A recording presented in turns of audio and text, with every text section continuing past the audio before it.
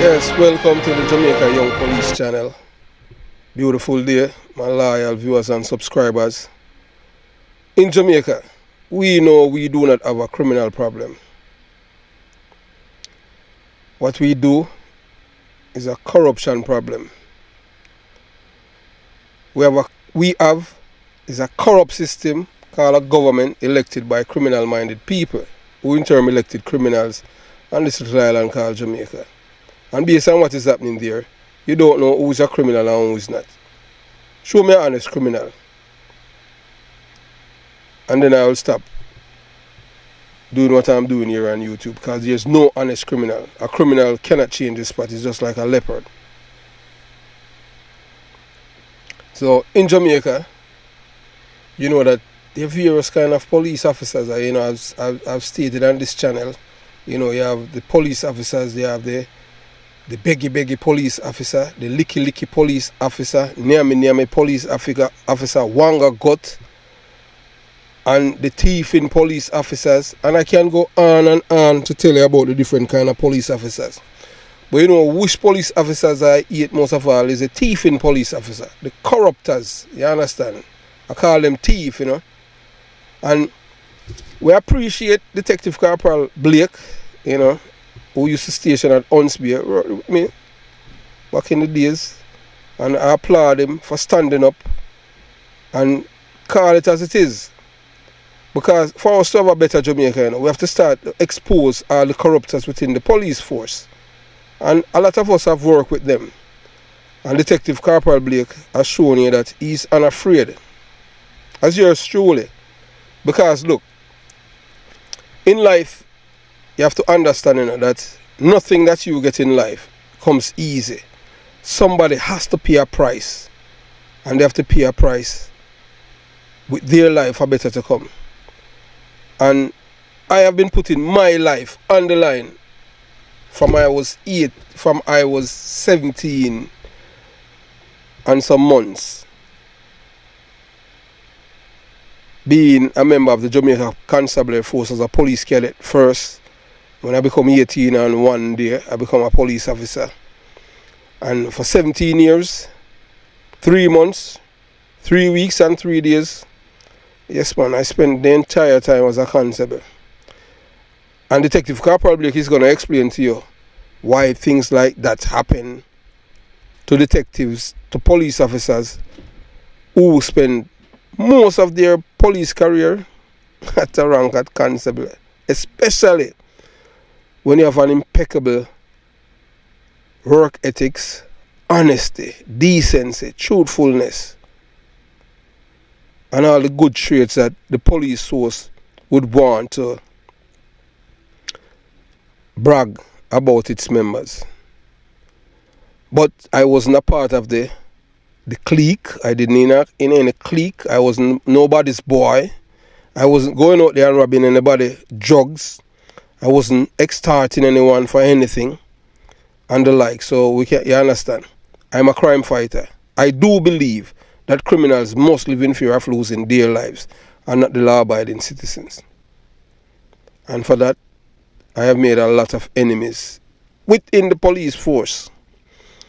So I wanted to listen to Detective Corporal Blake. And after you listen to what he's saying, because Detective Corporal Blake, you know, is not any phantom, you know, just as yours truly. Because most of the people who are on YouTube, you know that they're phantom, they're ghosts.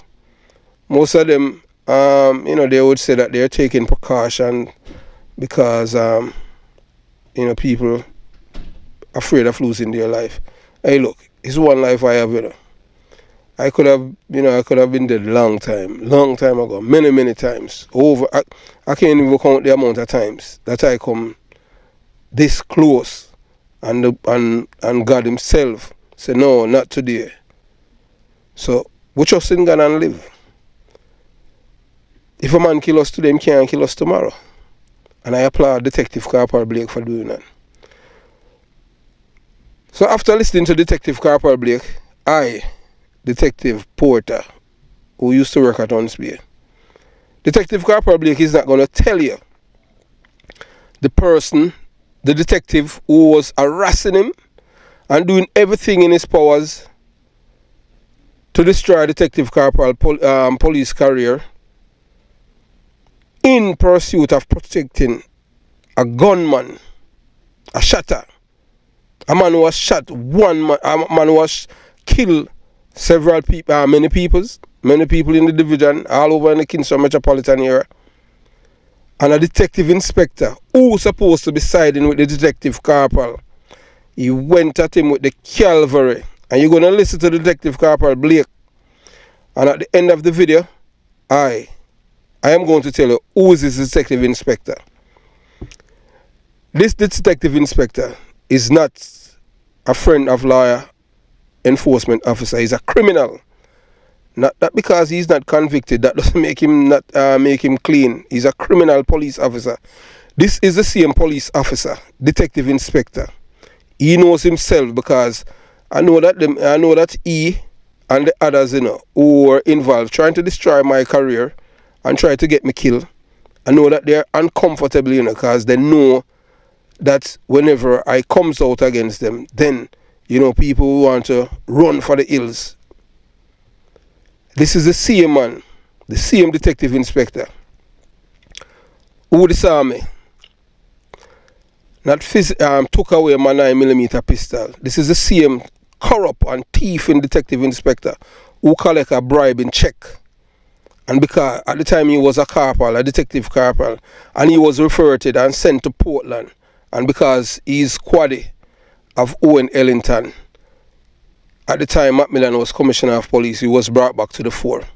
And this is the same defaulter who took away my firearm when I was on short leave in the United States of America, and wanted me to come and kiss his ring to show my loyalty to him and his clique. The other one know himself, but I'll be coming, man. So you guys, all you can do is pray that I have a heart attack, because you people won't get away from what you have done. Because you people have destroyed a lot of lives, a lot of police lives. I myself have been through the wire with you guys, in which one of you know yourself, both of you plan and tell lies on me to cramp my career. But I am still here, and I know that I am doing much better than all of you. So I want you to listen to what Detective Corporal Blake is saying about criminal police officers. So I want you to understand, so when you see the crime rate going up, don't know if nor buts, some police are making crazy money from it. And you see, once you're not in league with them and willing to go along with them, you know what them say?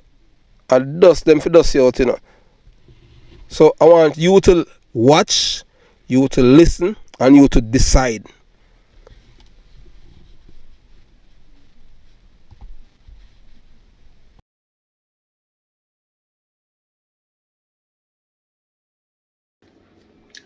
Yes, man. Welcome back to my channel, Poetry and the Police. And the other day I did a video in relation to certain corruption in the Jamaica Constabulary Force. And to tell you the truth, it's not even 1% of the corruption that goes on in Jamaica Constabulary Force. And most of our serving members are afraid to come forward, are afraid to even speak about these atrocities. Because you know what, Bridget?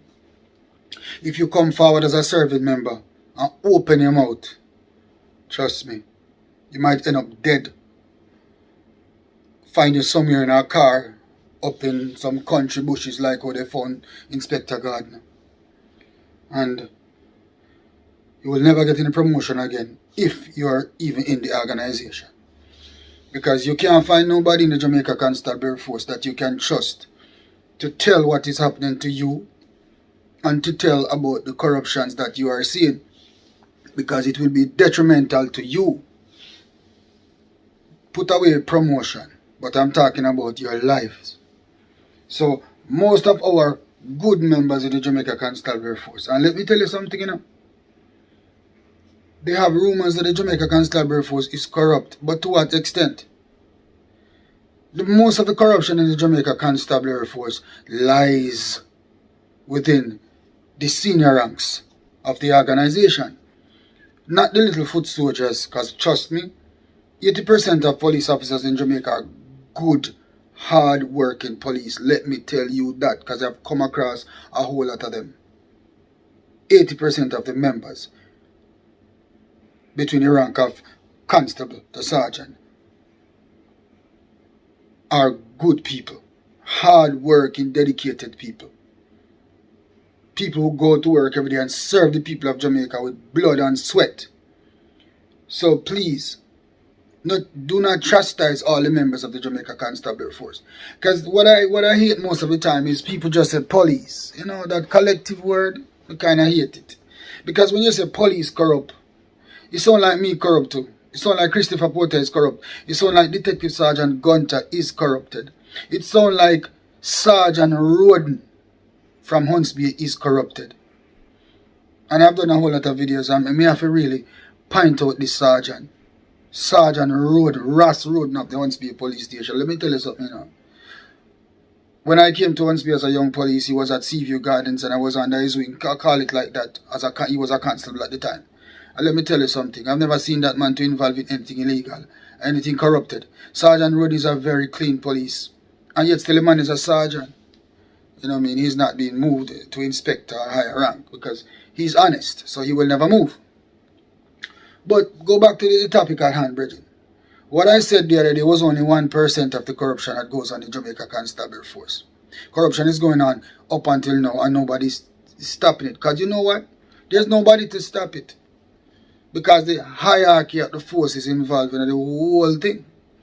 And I can give you a whole lot of examples, you know what I mean? And other police officers can talk about it if they can come forward. Because let me tell you something, you will never find a member, a serving member come forward and talk without hiding his face and, you know, changing his voice in some kind of way because he was dead.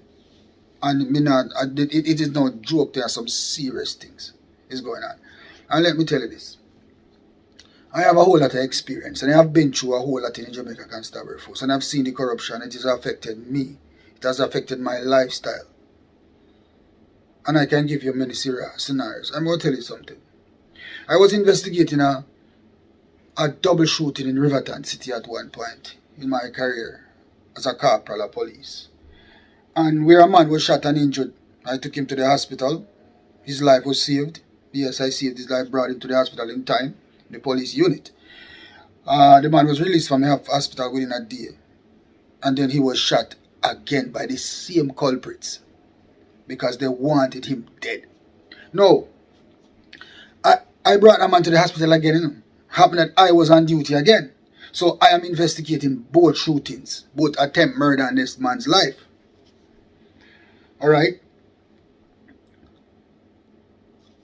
The man was released from the hospital again. Couldn't go back to Riverton City or Callaloo, where he was from. So we had to put this man on the witness protection program. And this is another thing with the Jamaica Constabulary Force. The witness protection program, getting somebody on the witness protection program is a tedious operation. It is too slow.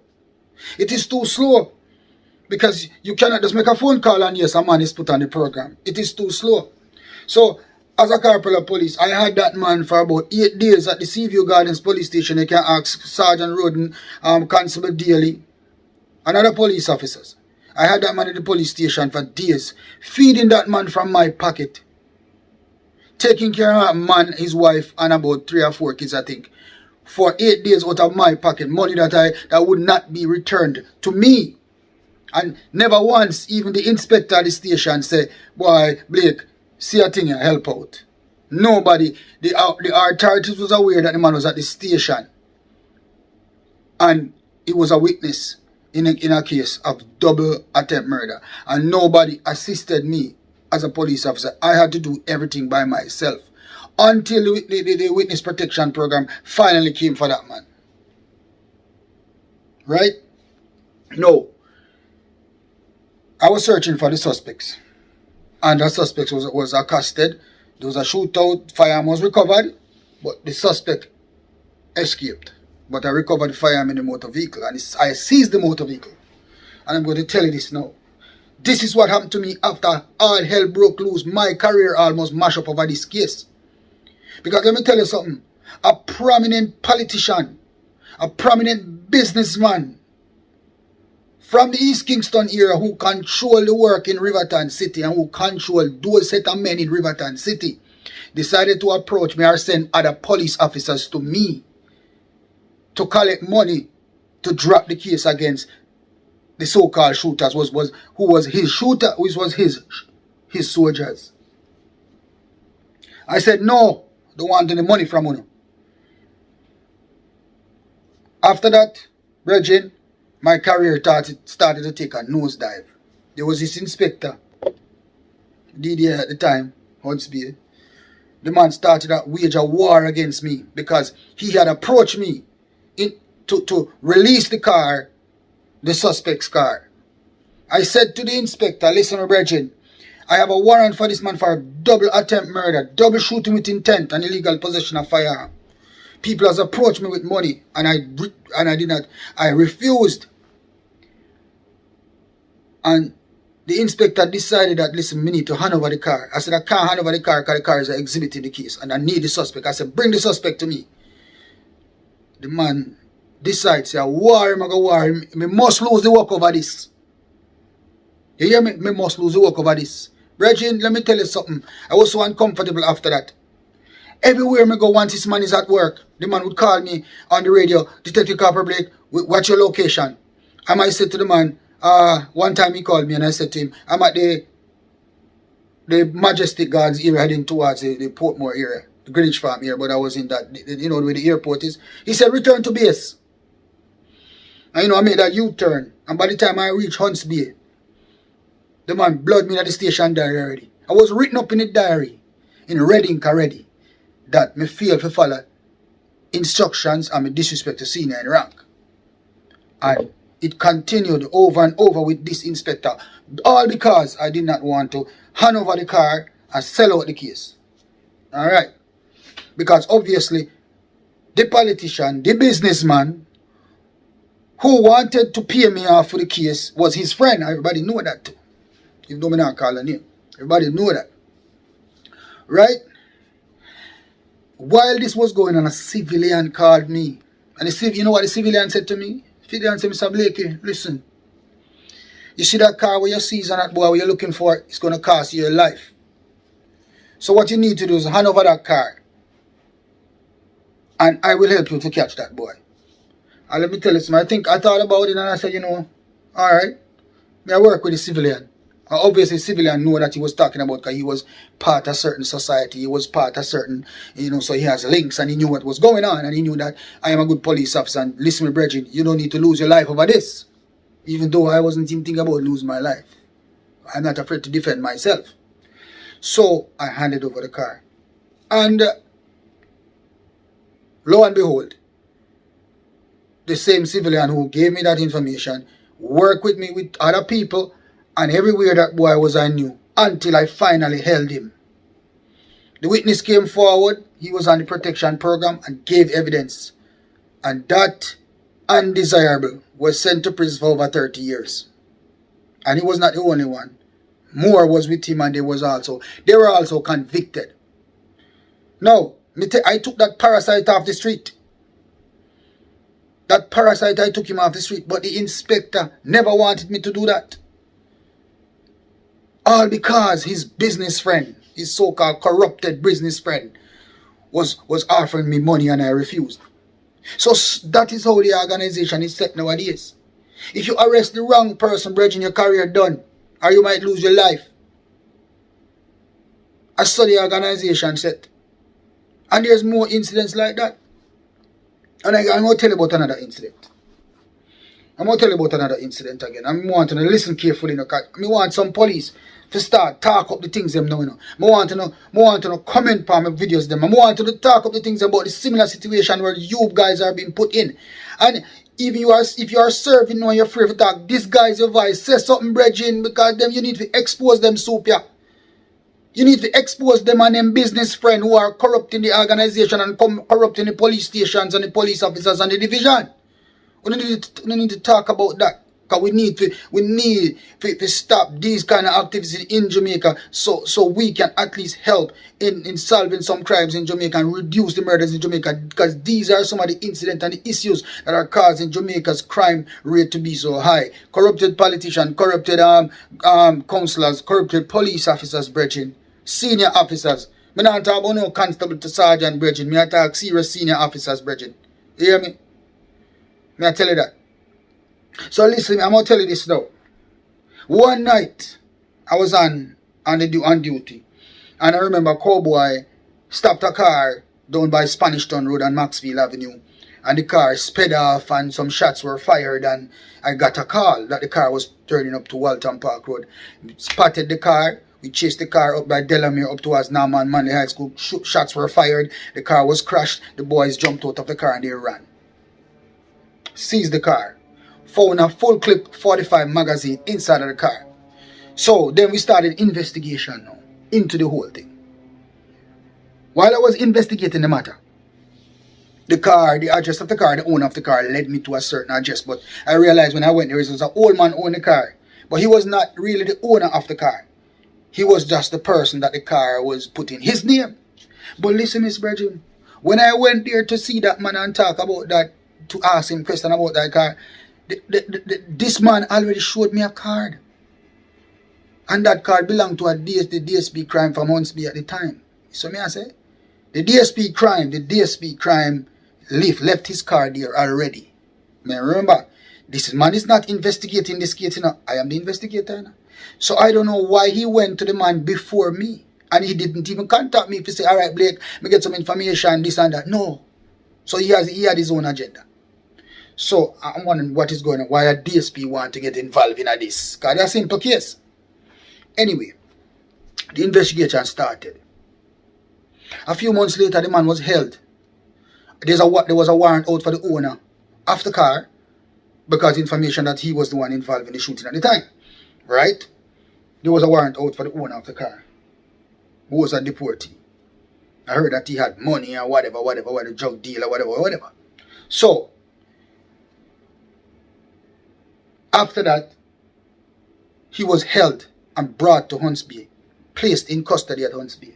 And when I was informed about that, by the time he go to Huntsby, brother, the man was already released from custody. The man was released from custody. And I'm saying, why is this man released and there's a warrant out for the man? Nobody not saying anything. I went to Olympic Garden, in the Olympic Garden, and a civilian called me one side and said, Mr. Blakey, listen, you know, say, and boy, they get held and a money run and he was released, you know. And the civilian was saying to me, listen, the car that you seized, he said that he can pay you if you just hand over the car to him now. So I said, no.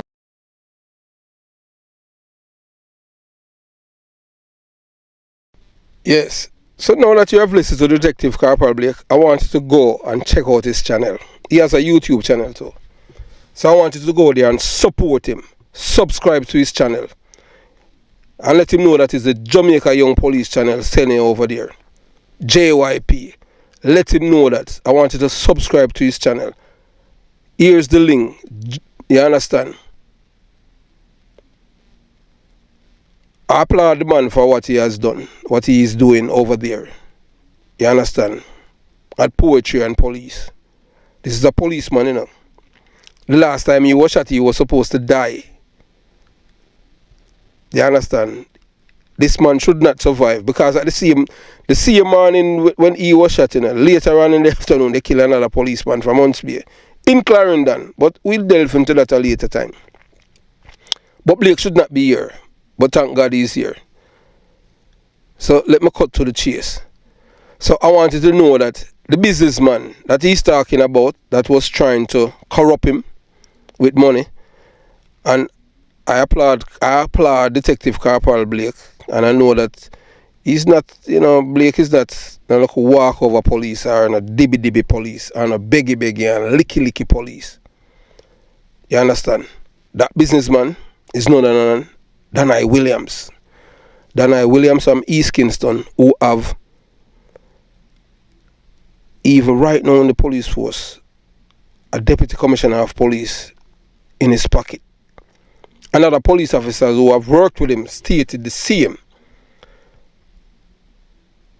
You understand? That Danai Williams have these police officers in his pocket.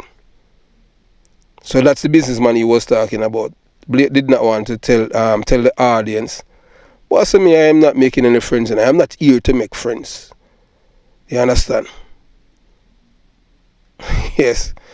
You know, I am not here to make any friends, and I am not looking at any new friends, because my circle is like a dot. So, keep on moving. Moving on. So, you're detective inspector. Yes. You're a detective inspector. No longer a retire. His name is Donovan Ox Wanaday O'Connor. Yes, that is the man who was doing everything to destroy Detective Corporal Blake. You have to understand that this man was as always a police or a criminal, you know. And I will tell you that most police officer, they would rather, if it comes down to the three of us, Blake, me, and Ox, most of the police, they would have side with Ox, the criminal. The man who I have seen in the company of Jard Flash, Tony Brown, and Danai Williams going to bank at New Kingston. And then about 2 hours after that, he went to Huntsby police station and write a 1-page entry in the crime diary about me. And at the time when he claimed that he visited me, he was in the bank. So I'm going to teach you now, young police. Always remember day, date, time, and place. And I did write a document on him. You understand? And I had told even a police officer who is a gazette officer now, that as long as Ox in the police force, you cannot get the black cap. Yes, man, I make sure of that. So Ox, yeah, man, that was your payment for what you have done to me. You understand? After I have done so many things to save your nasty life, that's how you repay me. You know, because you're a corrupt police wanted, men to kill me. And that's one of the reasons why I support for the police to have the issue in a firearm. Because if these guys had knew that I had licensed firearm, my ass would be cooked. Because they would conjure up some things to take away my gun. I just did not keep police friends. You have to understand everything that Detective Corporal Blake is telling you about any police officer knowing about any corruption and report it, they're going to die. Because you cannot report it to nobody. And it's true. So people would say that in 2023 we have a new commissioner of police who is not from the police force. The force is getting any better. No, it's getting worse. And some people, why are you saying that, Mr. Porter? Yes, the reason why I'm saying that, just look, you hear her, just listen what Detective Corporal Blake says. Said the honest police officers who report corruption, you can write off your career. And when he said that, who is the prime example? Just look at Sergeant Hubert Llewellyn. And every time when I'm talking about corruption, about the police force, and them wanting to get rid of corruption from the police force, they do not want it. Not even this commissioner of police. So Jamaican police officer, don't be fooled. Jamaican people, don't be fooled. You cannot report these corrupt police officers to nobody there. You will end up dead. You hear what the man said? He used to work at Huntsby too, You hear what he says? Inspector Gardner, that they killed in the car. You think it's any gunman kill him? It's police officers from Huntsby killed Inspector Gardner. I know the policeman that killed him. And he's serving right now in the Jamaica Constabulary Force. And when Blake, I want you to go and check out his channel, because sometimes he just talk and everything just start flow. Just please subscribe to his channel and we continue the journey. And police officer, we know that most of you had most of you police officer, group up like some big sissy, on a bingo bag baggy. Most of them are coward. All you do, just like Miss Lashy, and kiss up to all like thieving police them and make them feel like them are somebody, and the decent police them wanna shun them and wanna gravitate towards a criminal them. And what Detective Corporal Blake is saying is true. And he knows that because he has experienced some backlash because he has spoken up. But he knows that the thing is that the man wants to leave his legacy. But he say most on a coward and thief. When you see things that want to turn on the eye like when you don't say anything. And all the police force is going to get better. Because you have all these weaklings and these cowards who claim that they are police officers.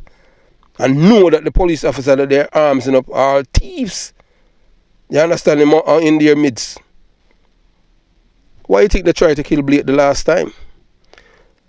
The man that shot Blake the first time, this man hasn't been charged. Police collect money. And gunman shoot the police the first time. And the man is in custody and they do not execute the warrant. And this man that shot him.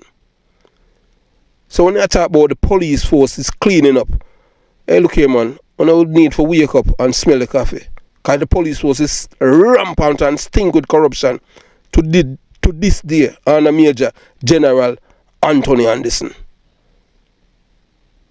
Have yourself a beautiful day. Jamaica Young Police Channel out. Respect to you, Blake, man. Proud of you. One love. We want more Detective Corporal Blake. If you're not afraid for talk like we, you understand? Because we don't have nothing for hiding. Because we are not thief. We don't want nobody nothing. I ain't a secret in the guy for where police work. You understand? Because we believe in preemptive strike, and dirty boy must live in fear of losing their lives, not the law-abiding citizens. Have yourself a beautiful day. Jamaica Young Police Channel out.